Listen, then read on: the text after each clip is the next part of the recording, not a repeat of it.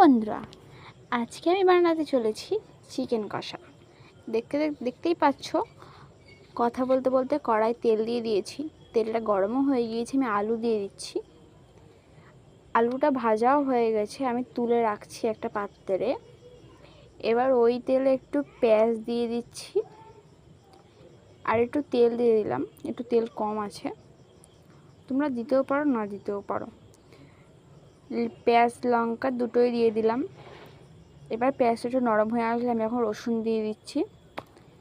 রসুনটা নরম হয়ে গেলে মাংসটা দিয়ে নুন, হলুদ আর টমেটো দিয়ে দিচ্ছি।